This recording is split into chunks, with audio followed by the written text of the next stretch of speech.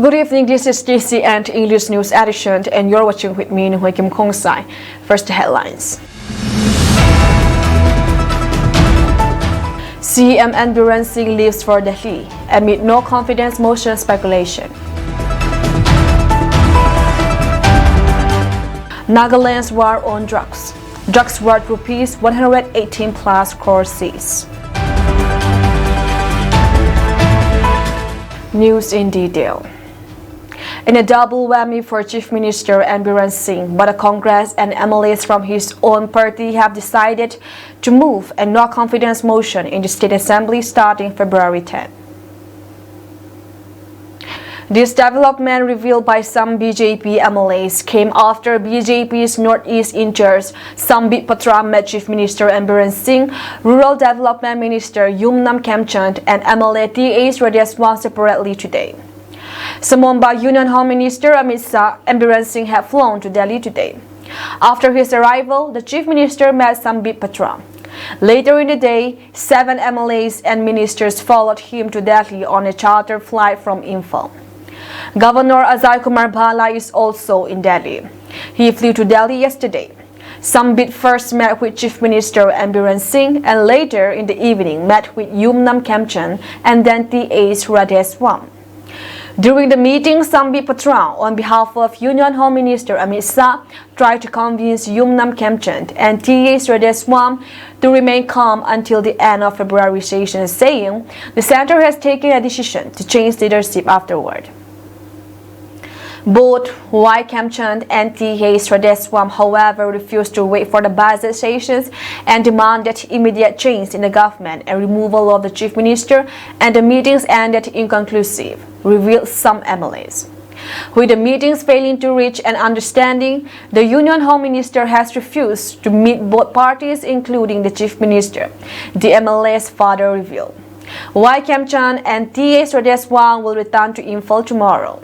The objective of the urgent summons and meetings were to calm things down until the end of the February sessions and avoid the government from falling in case a no-confidence motion is moved, said the MLAs in contact with this paper. There are also BJP MLAs camping here in Imphal. Congress may move a no-confidence motion, but we are also prepared to table a similar motions of no confidence. Yes, BJP MLAs too will move a no-confidence motion, said an MLA.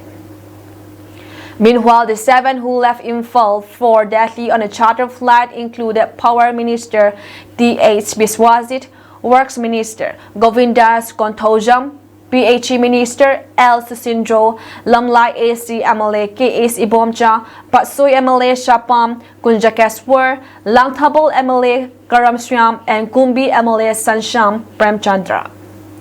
These ministers and MLAs are on the same page with the Chief Minister in the unfolding internal discord.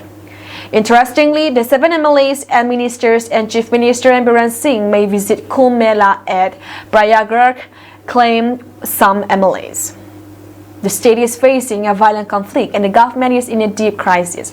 However, these 7 have booked a charter flight, and with them the Chief Minister is likely visiting Kumbh Mela. But on whose money? Are they wasting public money, taxpayers' money, or are they booking the flight from their own pockets? Asks an MLA. If they are traveling to Delhi on their way to Kumbh Mela at Prayagraj, they should have flown in a normal flight. Why a charter flight? Asks another MLA.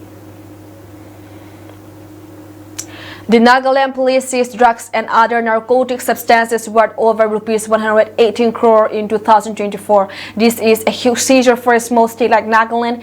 Inspector General of Police CID Vikram M. Kalati said at a press conference at Rhododendron Hall Police Complex, Chumokidima today.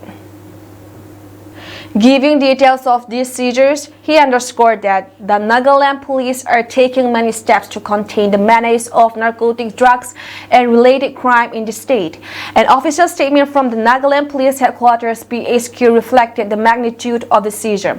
Accordingly, the market value of total seizures of drugs and narcotics in 2024 stood at rupees 118 crore 83 lakh 17,840. In terms of quantity, the single item with the highest seizure was opium at 1,010 kg, 919 gm, with a market value estimated at rupees 47 crore 51 lakh 31,930. In terms of market value, however, the highest was heroin, 15 kg, 211 gram, 318 mg, with an estimated cost of rupees 53 crore 23 lakh 85,000. Other contraband items included over 545 kg of ganja, 1.99 kg of brown sugar, and 694 gm of crystal meth. The police also seized a total of 191,956 synthetic drug tablets. Over 1.57 lakh yaba tablets were also seized in 2024. According to United Nations, yaba, a tablet form of methamphetamine and a powerful stimulant used in combinations with caffeine, was introduced to East Asia during World War II to enhance soldiers' performance. Meanwhile, the police have resisted 119 cases for narcotics and drug trafficking in 2024, and a total of 343 people were arrested. IGP Kalati meanwhile reiterated that the state police deep commitment and dedications to controlling the problem. There is interstate coordinations and cooperations, and multiple systems are in place, helping the police team to analyze and operate in real time whenever information is received, he said. The IGP also highlighted that Nagaland is used as a transit route, and therefore the police are attempting to link forward and backward linkages, analyzing where the drugs are heading and from where they are originating.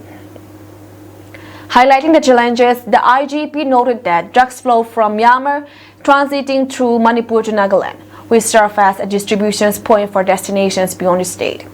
Peddlers use sophisticated concealment methods, making detections difficult, he said, stressing the collective responsibility to collaborate and share information. Even if you see someone consuming drugs, inform us. It's the first step in tracking the supply chain, assuring that confidentiality is standard policy. We are getting information from credible sources with public corporations, he added. Meanwhile, at the press conference, the Nagaland police informed that drugs worth over rupees 8.31 crore were seized during the last 2 weeks of January 2025. The seizure totaled 2.375 kg of heroin. In these connections, 18 people, 14 males and 4 females were arrested. A total of 7 cases, 3 in Dimapur and 4 in Kohima, were registered under the Narcotic Drugs and Psychotropic Substances Act. Nungba AC MLA Dipu Gangmei has said that the Hill Areas Committee is constantly in touch with Kuki MLAs to resolve the crisis in Manipur. Dipu Gangmei is the chairman of HAC.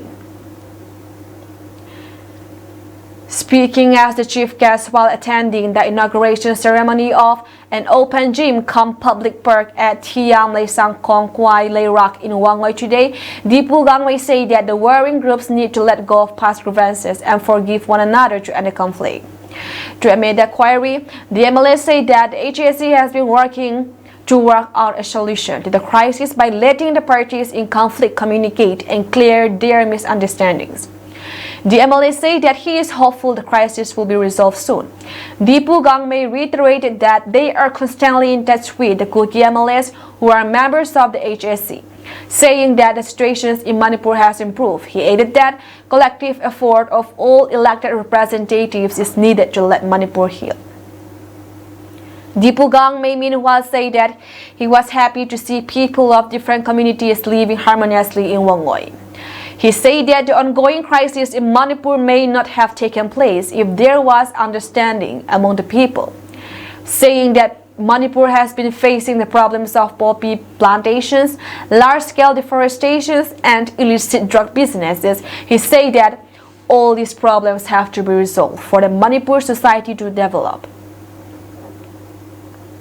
He also said that the Meetei, being the larger community, need to play a larger role to save the future of Manipur and her people. The open gym was constructed by MLA K.A. Slokan from the Local Area Development Fund.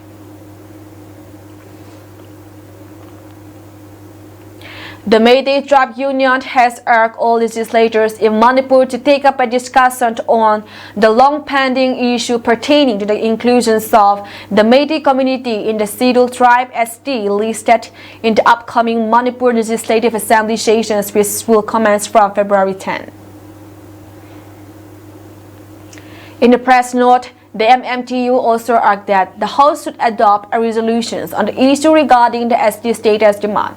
The line of actions taken up by the government for the demand would want to be incorporated into the governor's address in the House, and the same should be disclosed to the public, the union demanded in the press note. It said that in case the issue got diverted, it needs to be produced as a private member resolutions in the House by legislature. Protections of the changing political scenario, economy, land, and social-cultural conditions of the Meitei community and coexistence among all communities on an equal footing will be possible only when the Meitei community is given ST status, it said. The MMTU noted that the majority of the indigenous groups in the Northeast have been officially recognized as scheduled tribes, and that the steps for the remaining groups have been accelerated. Given the current situations facing Manipur, ignoring the issues by the people's representatives and political parties is unfortunate, it also said. It mentioned that since the year 2013, the Union Ministry of Tribal Affairs has so far asked for the recommendations for inclusions of the Meitei in the ST list from the Manipur government 5 times. The union further mentioned that the governments have done nothing till date after the state cabinet in 1981 during the time of then Chief Minister Risang Singh took a decision on the inclusion of the Meitei community in the ST list. The ST demand movement began in 1970. The press note said, adding that the Meitei community was supposed to get the ST status in the 1951 census, but T. Kipgam, the then Deputy Commissioner, who later served as Home Secretary, deliberately refused to include the recommendation. The MMTU has been campaigning for ST status for the Meitei community. It has been claimed that the Meitei community has been marginalized and faces discriminations in political, economic, and social aspects. National People's Party has appointed Sijagyal MLA Sheikh Norul Hassan as the leader of its legislative party in the Manipur Assembly, a statement said on Thursday. The appointment was made as MLA Kayasi, who was the leader of the MPP legislative party in Manipur, died recently. In view of the untimely demise of Kayasi, the MPP has chosen Hassan as the leader of its legislative party in Manipur, Party President Conrad K. Sangma said in the statement. The party's interim state president, Y. Joy Kumar Singh, also appointed Hassan as the working president of the MPP Manipur until further orders. Last year, the MPP with 7 MLAs in Manipur withdrew its support from the Ambiran Singh government. A 28-year-old man, Kritingamba Leisang team, was shot in the leg by miscreants on Wednesday, February 5th, 2025, around 9 p.m. at Game Village Road under the jurisdictions of Lamphel Police Station. The victim, who resides at Langol Game Village and worked as a security guard at Jawaharlal Nehru Institute of Medical Sciences, was immediately taken to the Regional Institute of Medical Sciences for treatment. Lee Sang-tim sustained a gunshot wound to his leg in what he is believed is to be a targeted attack. Authorities have launched an investigation into the matter, but the motive for the shooting remains unclear at this time. The conditions of Lee Sang-tim is being monitored and he is receiving medical care at RIMS. Further details are expected as the investigation progresses. The Manipur Congress on Wednesday strongly refuted allegations made by the BJP against Lok Sabha MP Angomcha Bimol Okoizam, denying claims that he accused the state of supporting armed groups. State Congress Working President K.A. Devabrata clarified that Okoizam's remark had nothing to do with village volunteers, countering accusations made by the BJP leaders K. Sarwat and M. Suresh. He stated that Okoizam never mentioned militants in the valley, as alleged by the BJP. Reiterating the Congress stance, Devabrata pointed out to Deputy CLP leader K. Ranjit Singh's recent speech in the Assembly, where he emphasized the need for legal protections for village volunteers to prevent their arrest.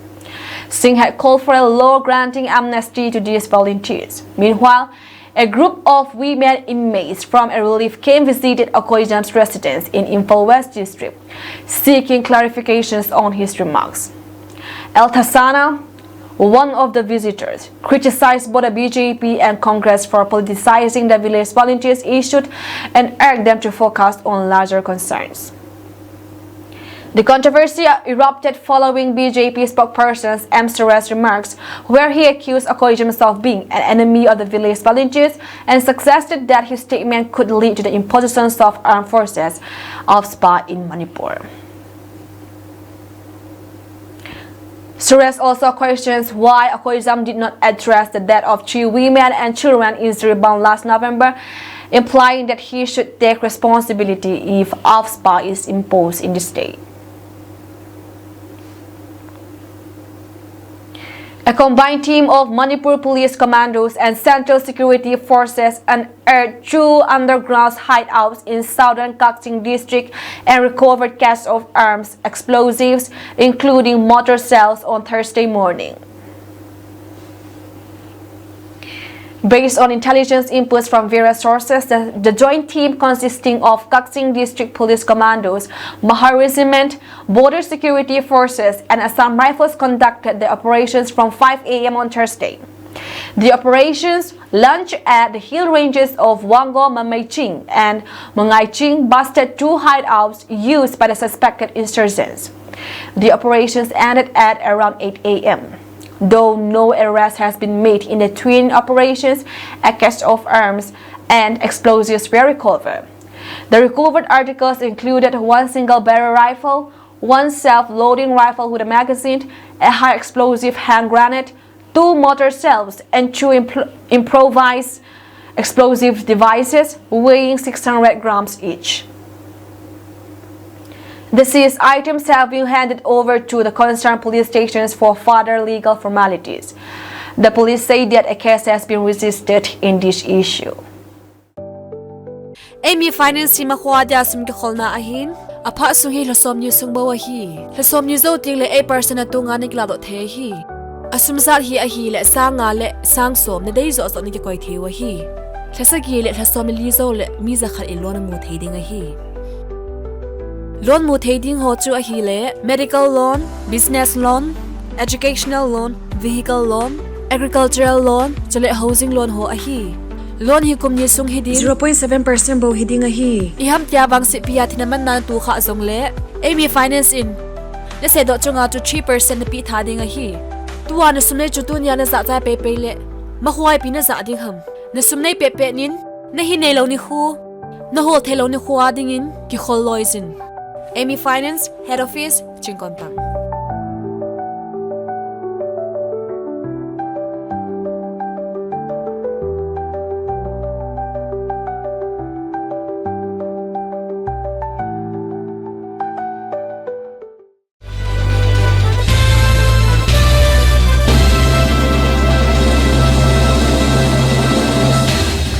The U.S. deported nearly 15,700 Indians since 2009, including 104 citizens sent back on a military flight this week, and India's focus should be on a strong crackdown on the illegal immigration industry and steps to ease visas for legitimate travelers, External Affairs Minister S. Jaishankar said on Thursday.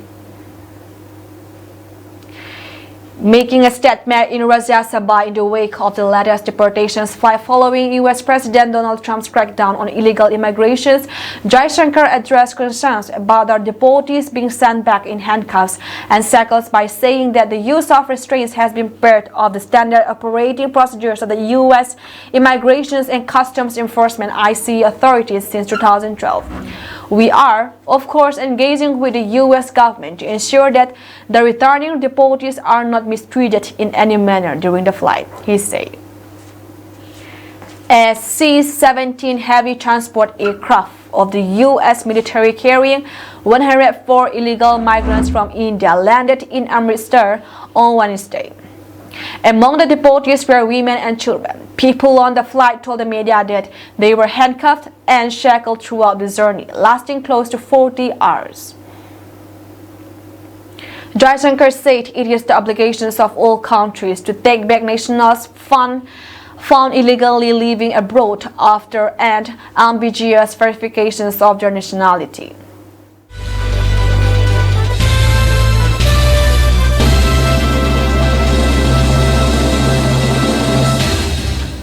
Israeli Prime Minister Benjamin said on Wednesday, February 5th, there was nothing wrong with Donald Trump's idea of displacing Palestinians from Gaza after the U.S. president's proposal drew international criticism. Right groups have condemned as ethnic cleansing Mr. Trump's accusations that the previous day that Palestinians in the enclave should be permanently displaced, while also proposing a U.S. takeover of the Gaza. In an interview with Fox News, Mr. Benjamin did not explicitly talk about Mr. Trump's idea of the United States taking over the Gaza Strip, but begged the idea of allowing Gazans who want to leave to leave. He added, I mean, what's wrong with that? They can leave, then they can come back. They can relocate and come back. But you have to rebuild Gaza. Mr. Benjamin said he did not believe Mr. Trump suggesting sending U.S. troops to fight Hamas in Gaza or that Washington would finance rebuilding efforts. This is the first good idea that I've heard, he added. It's a remarkable idea, and I think it should be really pursued, examined, pursued, and done, because I think it will create a different future for everyone. Since January 25, Mr. Trump has repeatedly suggested that Palestinians in Gaza should be taken in by regional Arab nations such as Egypt and Jordan, an idea rejected by both the Arab states and Palestinian leaders. Mr. Trump's aides defended his proposal but backed away from elements of it after international condemnations. U.S. ally Israel's military assault on Gaza, now posed by a fragile ceasefire, has killed more than 47,000 Palestinians in the last 16 months, the Gaza Health Ministry says, and provoked accusations of genocide and war crimes that Israel denies. The assault internally displaced nearly all of Gaza's populations and caused a hunger crisis. The latest bloodshed in the decades-old Israeli-Palestinian conflict was triggered on October 7, 2023, when Palestinian Hamas militants attacked Israel, killing 1,200 and taking some 250 hostages, Israeli tally shows. Bangladesh has become the land of terrorists and fighters, Sheikh Hasina has said in a major speech delivered online from New Delhi. The nearly hour-long speech was streamed on the web pages of the Awami League soon after a bulldozer rally by a mob demolished the historic 32 Dhanmondi residence of Sheikh Mujibur Rahman early on Thursday, February 6, 2025. Ms. Hasina said that the people of Bangladesh will do justice for the demolitions of the house where she grew up and said she will have to accomplish some important assignment in the coming days. A game of destruction has started around Bangladesh, which is going through a phase of chaos and upheaval. Bangladesh, which was a role model of development across the world, has become the land of terrorists and fighters. This is indeed a matter of great misfortune for all of us, said Ms. Hasina in a speech that marked a major departure in nearly 6 months of exile in India that she had chosen after the fall of her government on August 5th. The government of Muhammad Yunus is completely unconstitutional. He has come to power using money power, and by stepping on the dead bodies of many people of our country, said Ms. Hasina, and added that there was a meticulous planning by Yunus Sahib to kill me and my sister. Early on Wednesday, February 5th, a mob called for demolishing the 32 Dhanmondi residence of Sheikh Mujibur Rahman and dismantle the building of using heavy earth-moving machinery despite police presence. In a statement, the Awami League accused the interim government of providing immunity and say Dr. Yunus and the entire interim government cannot escape liability for last night's destructive acts. Videos taken by the participants shows various Islamist flags were away from the top floor to the residence soon after the building was torn down. The conspiracy that was made in August has now turned Bangladesh into a victim. The house was burned in August, but now they are breaking this house, said Ms. Hasina in an emotional speech recollecting the assassinations of Sheikh Mujibur Rahman in the early mornings of August 15, 1975. The spirit of the War of Liberations of 1971 will come back. Blood of martyrs is never wasted, said Ms. Hasina, calling on the student wing of her party to unite. The Ministry of External Affairs is yet to comment on the mob-led demolitions of 32 Dhanmondi, which was the residence where Sheikh Mujib lived and was assassinated on August 15, 1975. That's all from us tonight, and we thank you for joining our program.